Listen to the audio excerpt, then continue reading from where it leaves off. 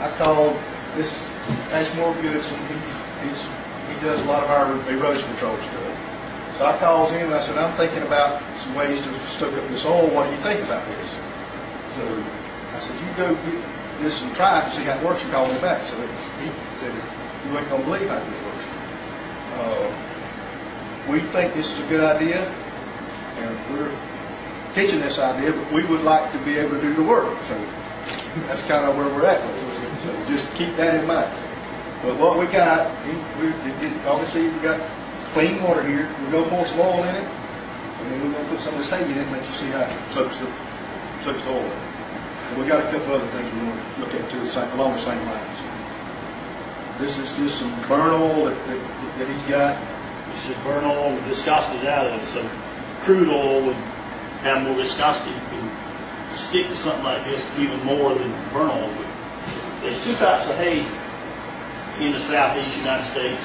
And one of them is coastal Bermuda. This is the main common one. This is it. Bermuda grass. And the other is the Bahia grass. Show you an example.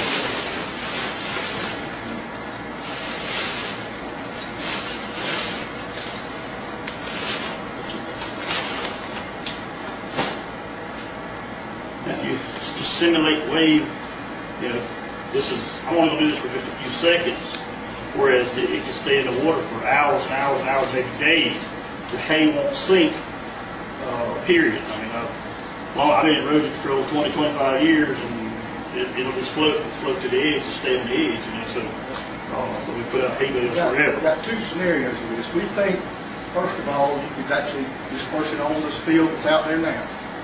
It'll soak up the oil there now. You've got skimmers that come along and skim up the hay, or you could use the shrimp boats out there with their nets to pick it back up, or something along that line. Or if it washes up on shore, it's going to be just like seaweed. And then you take conventional beach cleaning equipment and you just pick it up. And we'll have dumpsters on the beach with liners or whatever in them and put in those dumpsters. And as far as disposing it, my thoughts was take it to some incinerator and use it for energy and burn it, mix it with wood chips or whatever, and dispose of it like that. I don't know what the DEP implications would be of that or whatever, but as far as getting it out of the water, this is, I've grounded all kinds of stuff in the last few days. This right here is about as green and about as simple as it gets. Now this is just in a few minutes. Now pay no attention to what's around the edge. There ain't no bowl out there in the ocean. There ain't no edges, so this stuff's going to float and mess around, flop around in the waves. You take a little bit of hay right there. Look what's attached to it.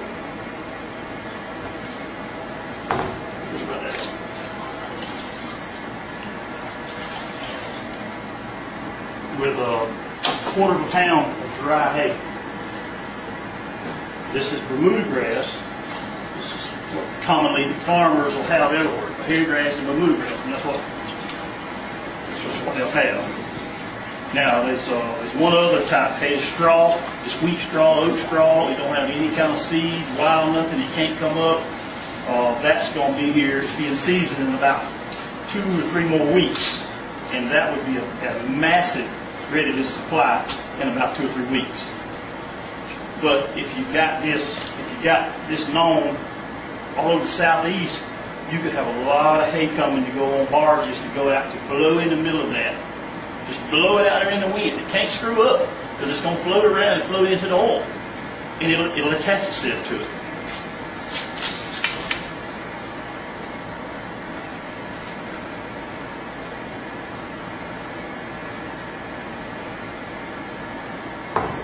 That's a lot different than when I poured it in there. Now I can take a little bit more hay and clean it right on up.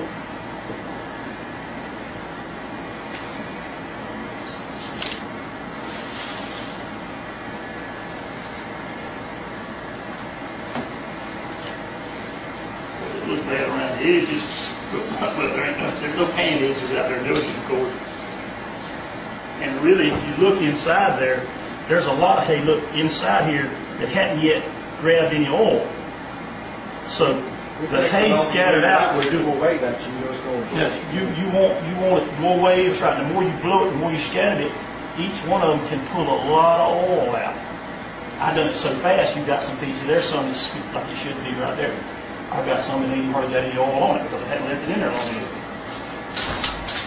You had mentioned it forming a hard cement white, but when I look at this, it looks like it's hay with oil on it, and I put my hand on it and got a bunch of oil on it. So is it, could you clarify what you meant by, it seems that, what am I trying to say is, it's not really being absorbed in the hay, it's just on the hay. It's attached itself to it. And that's all you want to do is attach it to something so you can get it. If it makes it to the beach, worst case scenario, it's going to end there at high tide. That's where it's going to be set. And it'll stabilize right there and be in the hay. So you take this beach seaweed equipment, it's pretty readily available. They'll run along there and just roll it, pick it up, and go right in. The oil's coming up. If it washes up there without being attached to something, you got it in the sand, you can't get it. In other words, you got a mess to get it.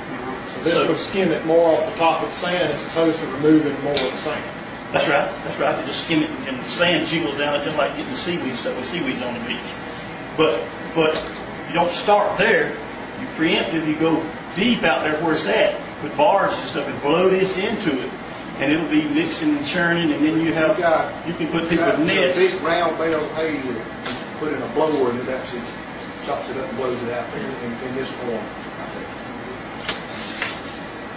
And you got a lot of hay here that's still clean because there's no more oil left there.